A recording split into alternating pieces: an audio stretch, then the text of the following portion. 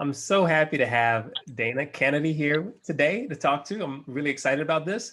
Dana is currently the vice president and publisher at Simon and Schuster, one of the five major publishing houses, big five publishing houses.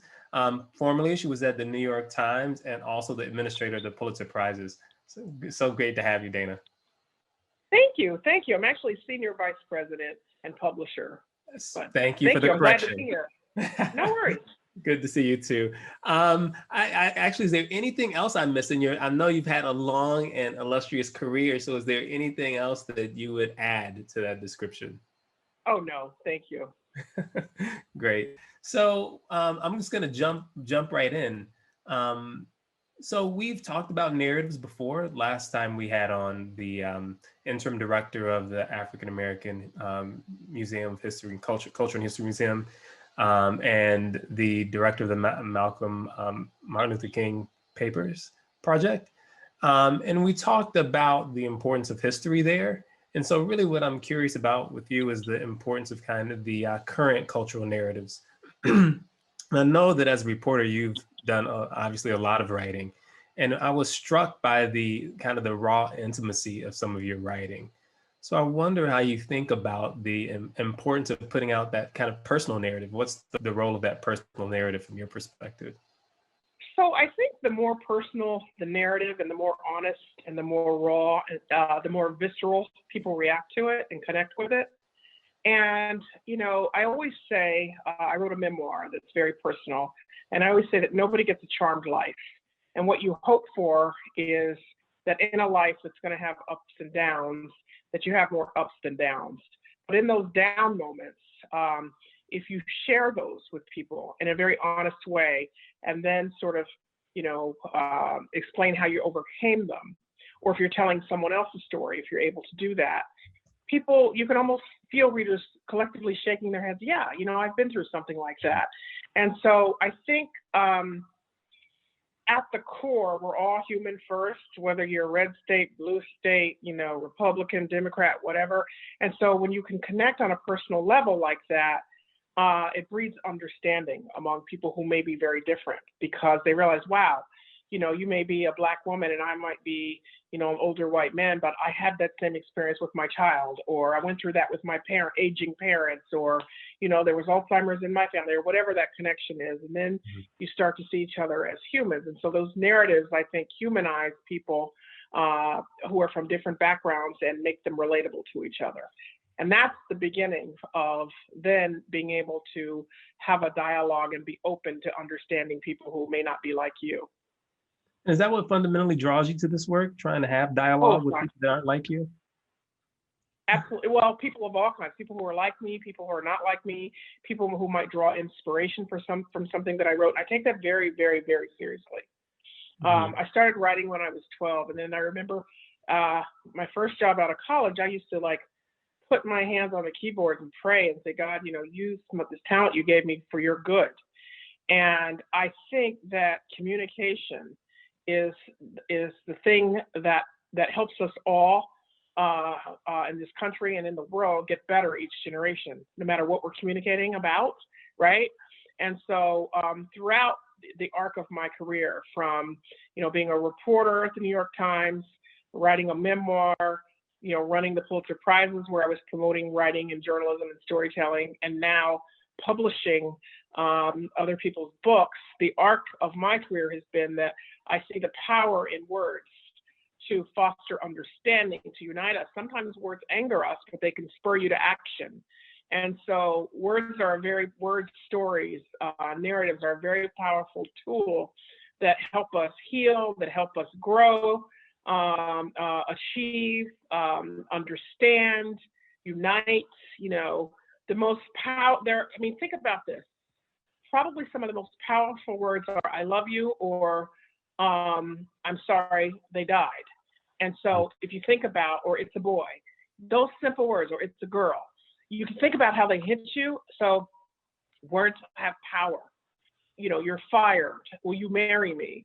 Just those simple words, you see the power of them, right? They can be life altering. And so when you string them together in a narrative, in a way that's honest and real, they can have real power and impact. That's certainly true. I mean, I feel that in examples you gave, and I also though it depends. The power depends on who you're talking to, right? So it's people bring their lived experience to the stories they hear. So I wonder how you think about that. So you tell stories, and depending on the audience, those stories could mean very, very different things. So Mm-hmm. how do you manage that? Well, so you can speak to different kind of audiences. There's one where you're pushing on an open door, and that people are receptive to the information. There are other people who may be resistant, but even then, a good story, a good narrative, you can change hearts and you can change minds. It's so funny because I'll never forget, and I think a lot of journalists have had this experience, be out reporting something, and someone will say, "Oh, the press. I hate the press. You're all terrible, what have you." But then they'll say, "Oh, but not you." So, They one say that to on me too. one. They say that to me too, by the way, but Yeah, different different reasons. yeah. But person to person and one on one, people connect. And through words, you can still do that through narratives. And by the way, it doesn't always have to be now on the written page, through video, through social media, through so many means that we have now, through images, whatever it takes to lure people. And look, there are going to be some people you'll never reach. Most people are either, very interested or at least open, I think, to expanding their minds and their points of view on things, or at least wanting to be informed. Mm-hmm. This is a very optimistic view, by the way, because there there are a lot of stories that aren't out there. And you'd have one of the questions I have is like, why don't you think those stories are out there? Like, so you've done a lot of work to push some stories that hadn't been getting attention out to the broader public. But what's your thinking about why those stories weren't there? Because those people are living lives that many of us Yeah. can see, but they didn't have a platform to tell their story, or people weren't telling their story. How do you think about that? It's a very good question, and I've thought about it a lot, actually. And I think I have two answers for that are admittedly contradictory. Number one, I think there are more stories out there than the media, than publishing gets credit for. There really are. Some of them are being done by small boutique press or publishers and presses, some by university publishers. So I do think there's a lot more out there. They may not be front and center in Barnes and Noble sometimes or in Amazon, but increasingly the big booksellers are expanding the voices. They're doing more and more all the time. I was walking by a small indie bookstore a few weeks ago, and there were 3 windows of books on display, and every single window had a book, and all the books were about race. And I don't think that would have happened a few years ago. So that's the one side. The other side, the contradictory side, is that I think particularly when you're thinking of narratives of people of color, we tend to, pun intended here, we tend to think of them in bookends. The poor kid who grew up in the projects and made it to Harvard, and the kid who grew up in the projects and was shot in the streets by the police, right? People are drawn to those stories on either ends, but there are all these stories in the middle, right? And what I want to do as publisher of Simon & Schuster is tell more of those stories, and I'm committed to doing that. And I also think we're at a moment in this country where, if you look at all the marches that went on with this racial reckoning that happened this summer, it was a real rainbow of multicultural, multi-everything force that came out. And I think we have an opportunity to harness that still and capitalize on that. I think people are more open now than they've been in quite a while to wanting to understand this divide that needs to heal in this country, and books and newspaper articles and documentaries and ultimately all communication is what's going to help us do that. So somebody has to believe in that, or we have to give up. That's true. That's true. And I'm happy that people believe in it, and people like you who are actually working on it. That's even more important. How do you think things have evolved in the past, let's say the past 20 years, right? So right now we have a racial reckoning going on, but this isn't new. I mean, we've gone through this before. And I wonder how you think about how narratives have shifted, right? So put aside just for a moment the big change, the kind of cataclysmic things we're going through right now with people on the streets, the racial reckoning. But 20 years is quite a bit of time. And even there, do you think things have really evolved very much prior to the current reckoning? Absolutely, 100%. Think Mm, about what has happened in that time. We had a Black president in the White House for 8 years.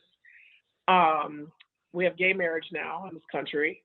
And I went from being a girl who grew up working class in Kentucky to being the publisher of Simon and Schuster. Honestly, we've made a lot of progress, and there's more to be made, a heck of a lot more to be made, mm, for sure. But I think it's two steps forward, one step back. I would argue we're in a step back moment now.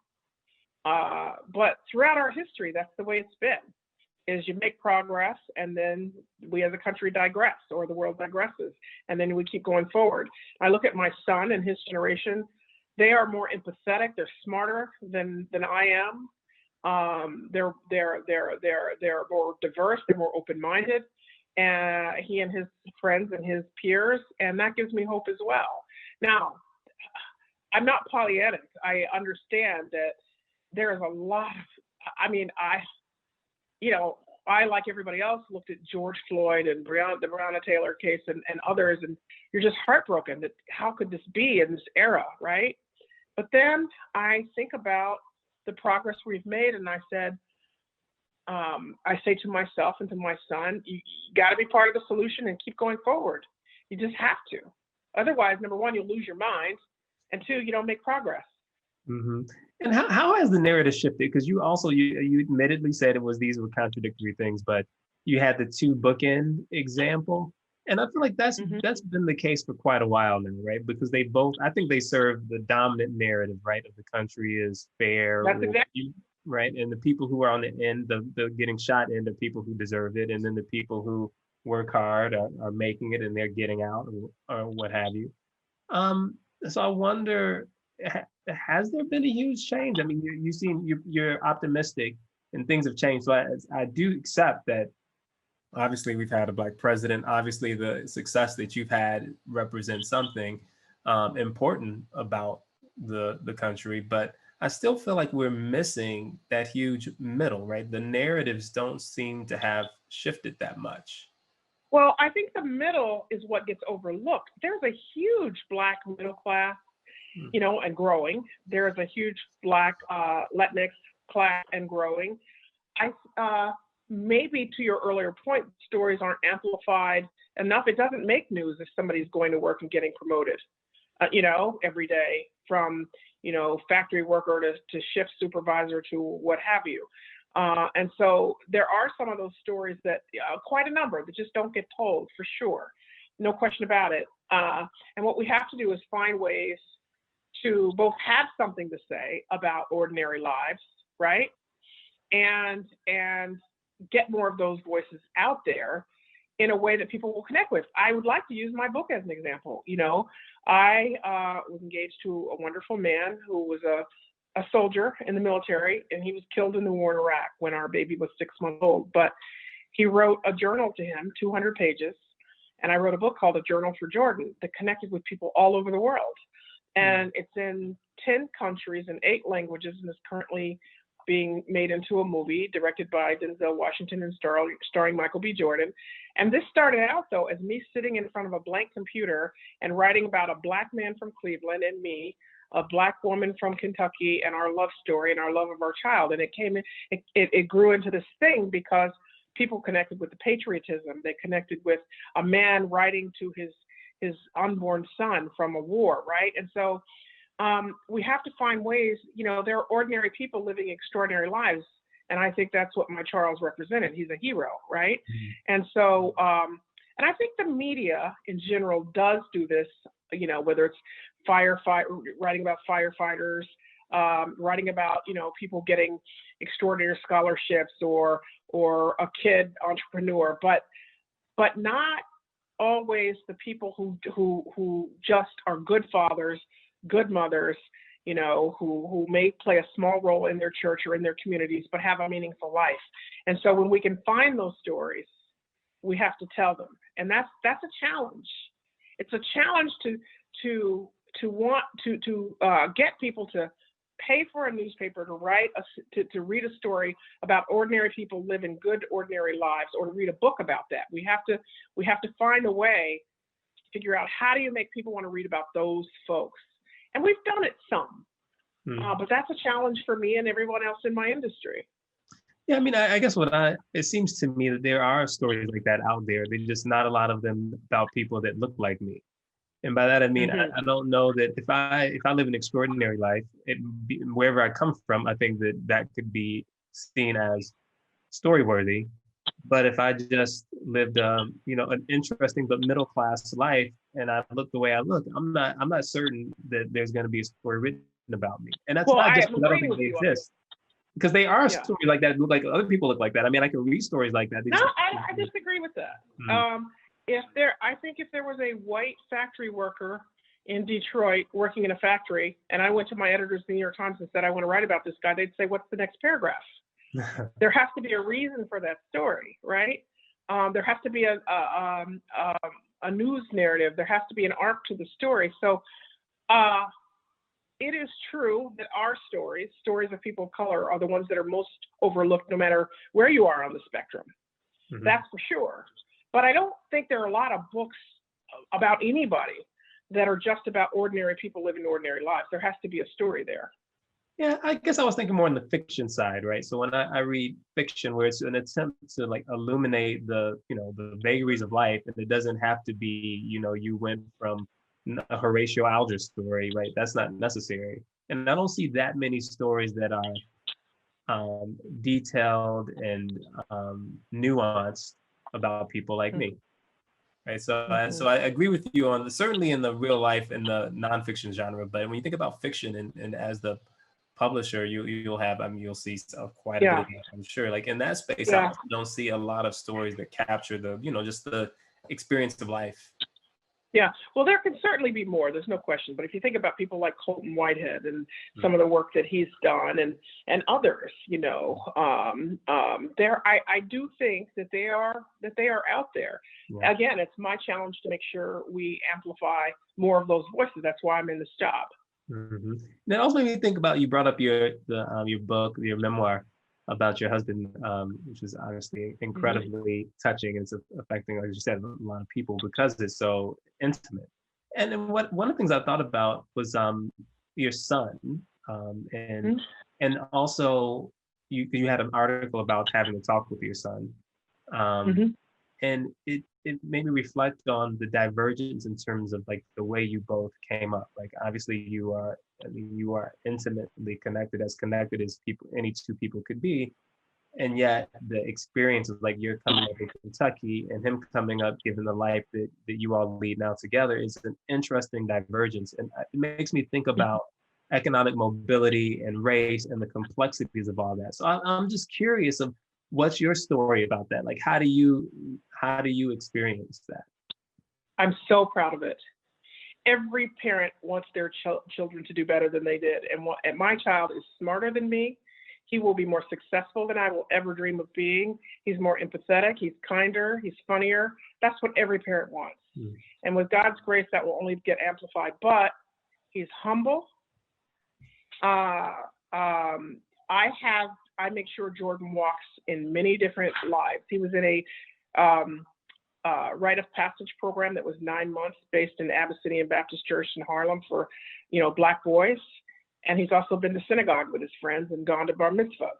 He is as comfortable at a barbershop in Harlem as he is going to the Waldorf Astoria or to any sushi restaurant in Manhattan. He has friends who live in the projects, and he has friends who live in multi-million-dollar mansions. He prays every night, and he asks God to protect those who don't have. And so he just has an empathetic soul. He spends a lot of time in Kentucky, where I grew up, and it's one of the number one places he wants to be. He runs there. I mean, he just wants to be there. He likes to fish, but he also, likes some of the finer things, like he's a surfer. So he's well-rounded, smart, empathetic, racially aware, has very strong political views. He can tell you anything you want to know about the Electoral College and which state Biden needed to win, which states Trump was likely to win. He could tell you all of that. So I mean that's incredible. He sounds like an amazing person, and congratulations on that, by the way. That must feel amazing. Thank you. Um, It does, but let me say this. To get to that point, we had to overcome a lot of grief. You know, like I had to dig out of a hole. His dad died in a Humvee in Iraq when he was 6 months old. And I say to people always, yeah, we are where we are now, but it's not like anybody hit a fast forward button. It took a lot to get us to this point, a hell of a lot. Mm-hmm. And I say, and I'll say to anybody listening here today, success looks different at different points in your life. You all at Stanford, that looks very successful. The day his father died, success for me was getting off the floor. And the next week, success for me was getting out of bed. And now success for me is publisher of Simon & Schuster. And so life has an arc to it. And so it's easy to say, wow, look how your son lives. But it took a lot to get us to this point, and I'd give it all back to have his father here. Yeah, I can imagine. And when I was thinking about it, I was wondering how other people that are doing well, but came from more humble beginnings and having kids and raising the next generation, like how do we think about the narrative arc there? What's their place and those children's place in all of this, right? In the anywhere they want to go. It's anywhere they want to go. And I think the mistake parents make is trying to prescribe that for them. Let them be who they're going to be. People often ask me, you know, how would you feel if Jordan wanted to go in the military? I mean, I wouldn't be able to breathe, but it would be his choice. My job is not to control him. It's to try to mold him to be who he is meant to be. And so I don't spend a lot of time worrying about that. I make sure that he's racially aware. I make sure that he understands that not everybody lives the way we live. I make sure he spends time with his elders and with his cousins in Kentucky who don't live the way he lives. And then I give him the best education I can possibly give him. We have honest conversations, and then he will show me what his divine path is and who he's meant to be, and I have to support that. Mm-hmm. So, I mean, what's interesting about this is obviously you have an awesome responsibility in being a parent, as any parent does, but also now you have the ability to shape the narratives that other people see, that most people that you won't even meet. And I wonder how you think about that responsibility, right? It's one thing when it's intimate, it's your son, you have values, you want to impart those values.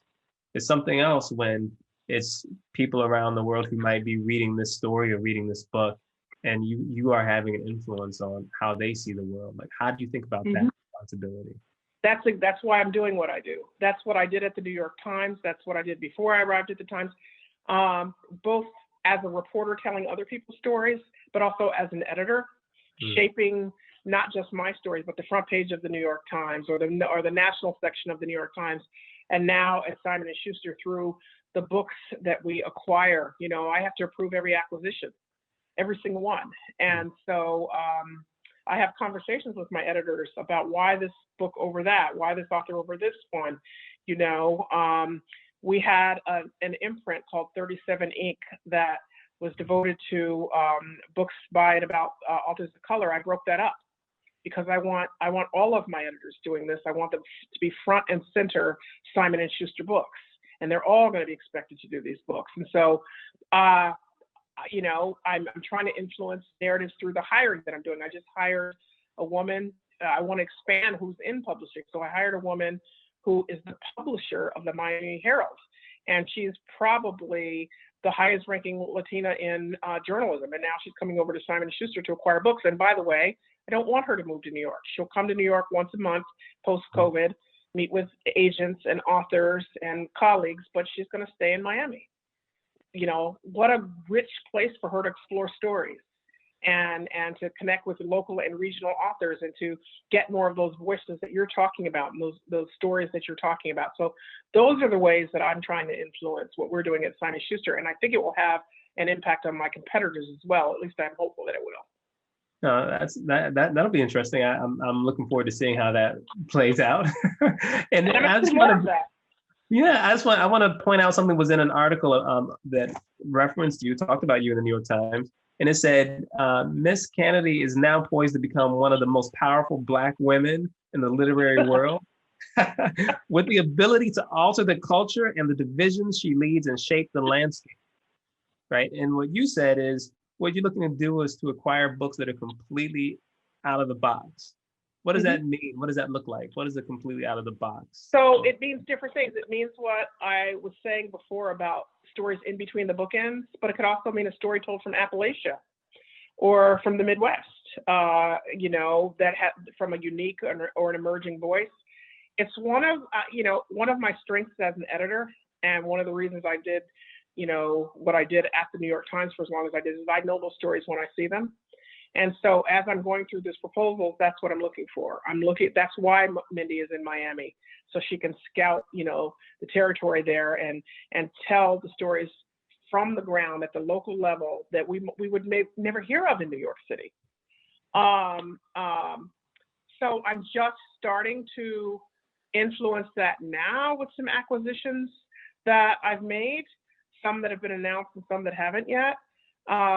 It's going to take at least a year for me to really start having an impact in this regard. But I think it is finding unique, different, emerging voices from people who may have not gotten a book deal from Simon Schuster before, and taking a bet on those people and linking them up with good editors. And as I said, that means it could be a Black author, but it could be a white author from Appalachia telling a story from a town there. And so my editors and I have been talking a lot about this, and I've told them, that I really want them to think of this as the year of innovation, even though Simon & Schuster's having one of the best years in its history, so they're already innovative. But I want to break things. I want you to come with ideas you never would have brought to the story meetings before. And we'll see over the next year, but they're already starting to do that. And so it's going to take a while, but it's why I took this job, because I had a position that I loved and could have retired in, and I really wanted to be a part of influencing what people are reading in this country and around the world. So I like that you said you want to try new things and maybe break things. That often can produce some pushback. That's how it works. So I'm curious, one, about when you were at the Pulitzer Prize, administrating the Pulitzer Prizes. You were there when Kendrick Lamar won the prize for his album, Damn. I'm curious. Yeah. There was a little bit of, I don't know if you can tell me if there was blowback. I'm curious about that. But there was certainly a little bit of both excitement and I would call it, say, consternation about that. Yes. How do you think about that? How do you think about those kind of? I loved it. Good. That's what we were supposed to be doing, right? Change, good change and bad change is jolting, and it was a jolt in the best possible sense. He deserved it on the work. I mean, he's remarkable. He's brilliant, and there wasn't as much consternation as you would think. I was expecting more. There were a couple of rumblings, but most everybody was like, "Oh my God, yeah, of course." And so I was proud. This was a very daring and bold selection by the Pulitzer board, who, by the way, voted unanimously on this. And we were very proud of it. And then I'm telling you, there were a few, people who grumbled, but not much. And that's great, because he deserved it. No, I thought that was an incredible album. I was happy that he won it for sure. He certainly, in my opinion anyway, deserved it.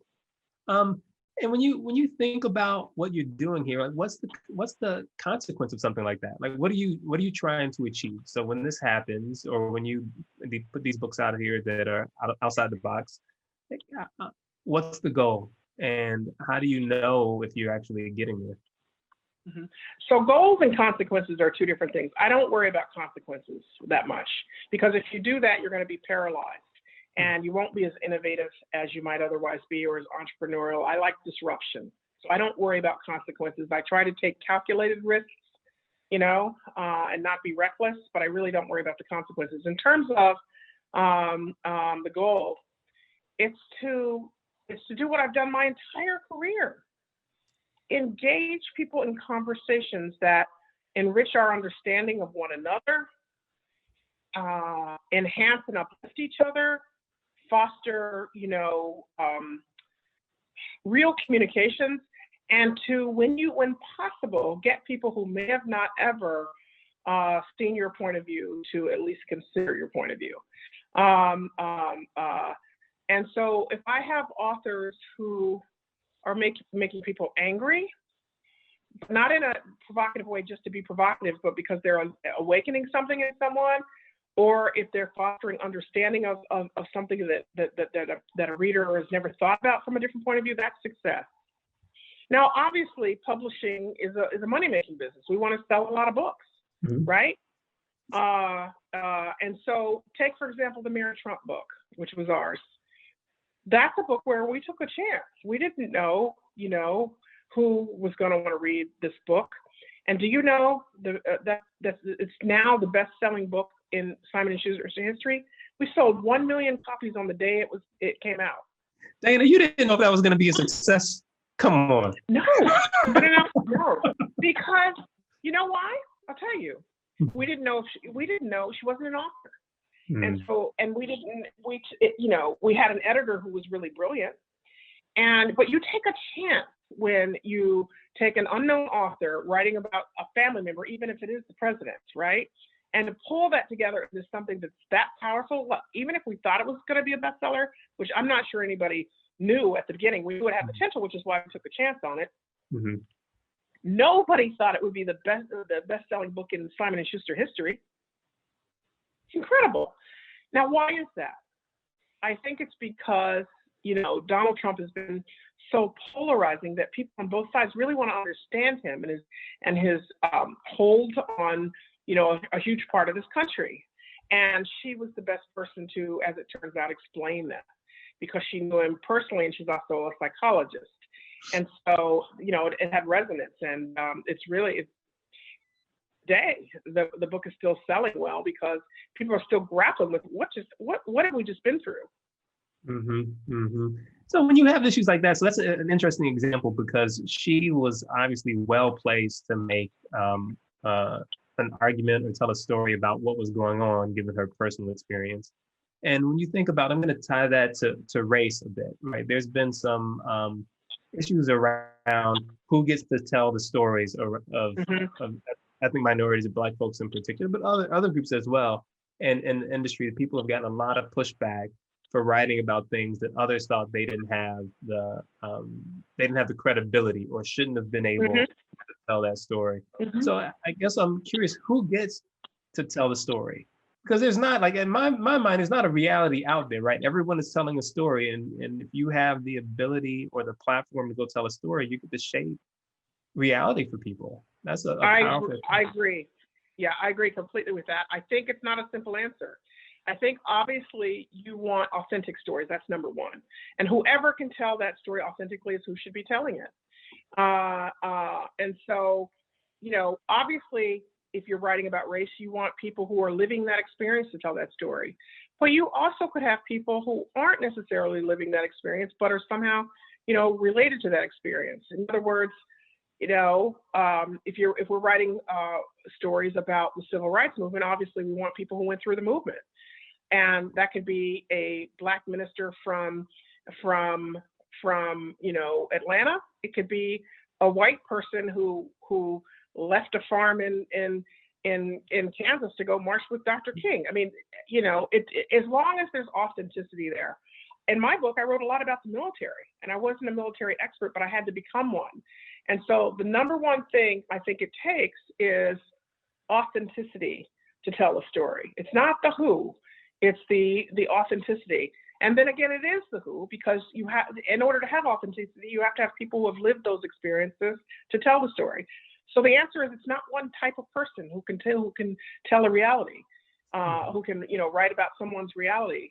It's whoever has the best up close view, as long as you're including people who've actually lived it and are experiencing whatever the it is. The authenticity is a complicated thing. That's in my mind, that's a charged word, right? Because who gets to judge who's authentic and who's not, right? Because that's what it comes down to. Yeah, it's not a charged word for me, because I am a journalist. And so I'm trained to get at authenticity. And again, I'll go back to that military story. There's a chapter in my book that reconstructed the last 24 hours of Charles's life, my Charles. I didn't know anything about Iraq or military culture at war or any of that before I wrote that. And I was able to do it because what you have to do is you have to hear every side of an argument. You have to do your research. You have to look at records. You have to know where your biases are so that you overcompensate for them. I was part of a team that won a Pulitzer Prize for writing about race in America. And I wrote a story about two newspaper columnists from Akron, Ohio, as part of this series, who were dueling in the newspaper over issues of race. And I realized I really didn't like the white guy in the story. And I was like, why is this? It was because he was macho.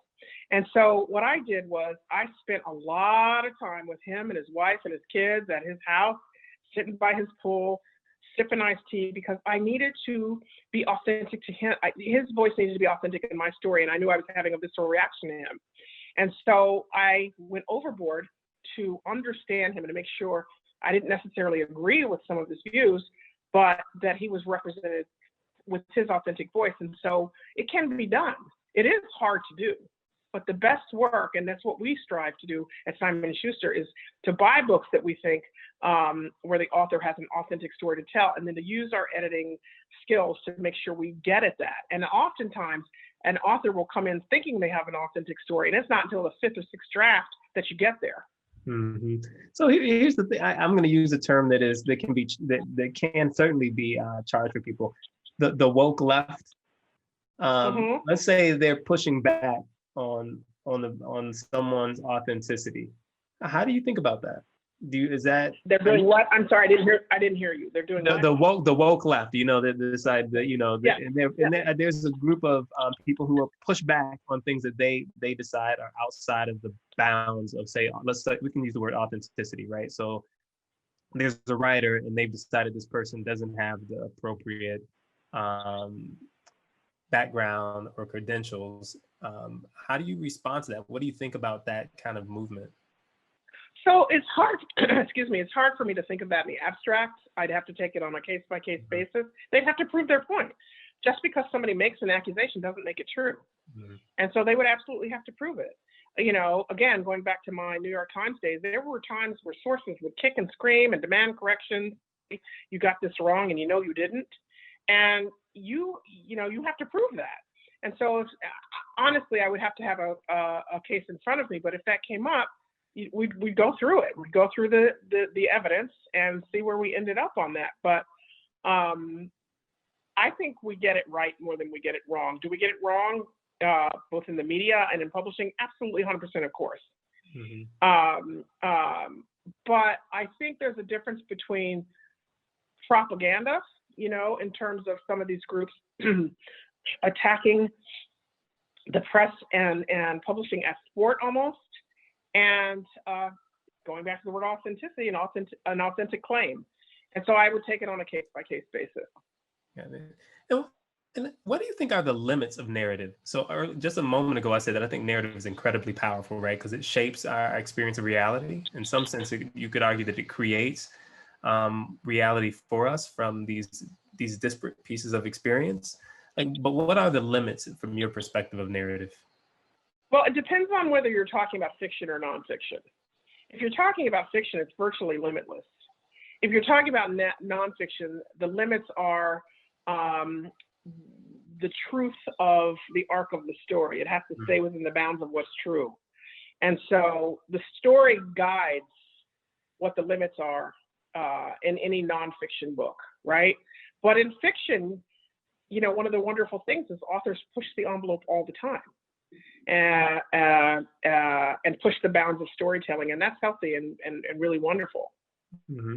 So I was thinking in particular, let's say we were talking earlier about the Black Lives Matter movement and all the people on the streets, and then there needs to be a bridge somewhere between that and policy change. And I like to think of them both as kind of different narratives, right? So you have the narrative about what the nature of this country is, and Black Lives Matter as a movement, but also a narrative that's underlying that movement. And then you have policy, like what the country should be from a different perspective. Like, does narrative bridge those two things? Is it just, do they just run parallel in their own narrative space? Like, how do we think It about can. this? It certainly can. If you think about, for example, mothers against drunk driving, right? And I would say now the mothers of Black young boys and girls who've been shot by the police, but going back earlier to Mothers Against Drunk Driving, that started as mothers in grief over these horrible tragedies and became a movement and became people who influenced policy, certainly. Or if you think about God bless them, the Sandy Hook parents, those stories started out as these horrible, visceral stories about the kids, and then they pivoted into harnessing their political power. The same with the Parkland kids in Florida. And so out of tragedy sometimes, or out of even, hopeful stories in some cases about people who have, overcome a great amount, you can start in one place and end up in another in terms of policy along the way becoming a part of the narrative. Mm-hmm. I see. I'm just thinking about what's the role of, like, you're as the head of a publishing house, as a publisher in Simon Schuster, what's your role in terms of shaping policy? I mean, the books you choose will have an effect. You brought up the Mary Trump book. That's one example, but I'm sure you could think of dozens of others. Like, how do you think about that role of the broader responsibility to society? I don't think of it as shaping policy. I think of it as influencing policy that will then be shaped. In other words, if we put stories out there that expose a wrongdoing, hopefully that shapes policy, or that influences policy, I should say. If we put stories out there about, climate change that help understand, the need for some policy changes, that's great. Our job is to inform, enlighten, and spur people to action. Those are the most, in my view, the most successful books. And if you do that, you do influence policy, I suppose, in the end. So I think of it as I've said throughout this conversation, using the power of words to influence. Mm-hmm. And then if you do that successfully, policy will change. So I'm going to go back to what the New York Times said about you, one of the most powerful Black women. I'm just going to say one of the most powerful people. I don't know why they have these, why they have these modifiers, right? So one of the most powerful people in the literary world, right? You make choices. The idea that, like, you're just informing people, like, yes, and the choices you make about what information gets amplified, right? So you have a lot of power, right? And so how do you think about using that? Like, what are you willing to, like, say, here are my goals, this is what the direction I want things to move and how I want people to think about things, and I'd love to have stories that help people understand this and that better. How do you manage that power, that responsibility? Well, I think I've been saying that through the whole conversation this evening. My goal is to look as wide but also as deep as we possibly can to find stories that really influence what people think about culture, what they think about race, what they think about religion, what they think about what's happening in Washington. And by the way, I don't have to recreate the wheel. Simon Schuster's already doing that. Mm-hmm. What I need to do is just to make sure that we broaden the types of authors who are telling those stories, and I am doing that, and that I hire editors that bring different perspectives, and that they're not all sitting in, based in New York, working in parts of the country where they're on the ground and can, be receiving the kinds of information in their communities that might make them think there's a narrative there that we wouldn't know sitting in New York. And so all of that, to my mind, influences the conversations I have with my editors about the books they acquire, the questions I ask them, the way I probe them, and the messages I send over and over about the kind of books that I want to acquire. I'm 3 months into this, and they're learning, what I want. And we're having lots and lots of meetings and conversations. I brought somebody in who's an African-American male just to talk to them about creativity. He wasn't in the book industry. And so it's going to be a process. I think, I'm in phase 1 of that process, which has been to, make my first strategic hires. I'm about to make another one, acquire my first books, have lots and lots and lots of conversations with my staff about, where I want to go, and then hear from them about their ideas for what they want to do, but also how they can help me achieve what I think I've been brought on to Simon and Schuster to do. Mm-hmm. And do you see, and not in particular Simon Schuster, do you see, or do you think that there's resistance in the publishing industry? Does it seem conservative in a way that is something you feel like should change or needs to change? Or just wonder where it was when you came in, from your perspective? Yeah, I think that's the reputation of publishing. I think it's opening up. There's been, since I was named publisher of Simon & Schuster, there's been a lot of other publishing houses that have either started imprints to focus on, content by people of color, or they've made, promotions of folks to positions sort of like mine. So I think the industry right now, again, and this is across industries, because of this racial reckoning that's going on in the country, at least in this moment, there seems to be more of an openness than there has been in a while. But there's a long way to go. Mm-hmm. There just is. We have to do a lot more hiring, and we have to do a lot more of telling the stories of the kind of people that you've been describing tonight. Mm-hmm. And so a lot of the people who are watching and will listen are business students or business leaders. What would you tell them? What would you want to leave them with? So I would say the message for me doesn't have to do with a specific industry. It's really be open to the kind of people you bring in and hire. It's easy to hire, promote, or sponsor, which is the way of bringing someone along, somebody who looks like you or that you're comfortable with. Broaden what you see as talent and be open, and by the way, it's not for social reasons. It's just good business. This country is going to continue to be more diverse year after year, generation after generation. And imagine the New York Times trying to write the racial reckoning story right now with no Black reporters. The product, if you will, would suffer. Mm-hmm. And so I think that the hopeful thing is that students of this generation are already more open than the generation before. But I'd say even push to be more than you are, willing to have a diverse staff, to promote people who don't look like you, and to be the leaders on what could be a movement, a racial reckoning in business. Mm-hmm. And for people who are nervous about change, because change can be frightening, right? So people who are nervous about it or uncertain, what would you tell them? So we're all nervous about it. Let me tell you a little story. I've told this story to even the publisher of the New York Times. When I was first out of school, I applied for a job at the Miami Herald, and they were owned by a chain called Knight Ridder at the time. And they literally gave a written psychological exam. And I asked them, "What are you looking for?" And they said, "Insecure overachievers." And think about that. It's the perfect employee. And I used to say the New York Times hired all those people without the exam.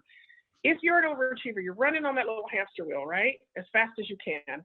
But if you're insecure, you don't know you're running on it faster than everybody else, so you run faster. And so everybody has some level of imposter syndrome. And so if you're scared of change, and I am too, by the way, I always say this: you can be scared and do it, or you can be scared and not do it. So you might as well do it.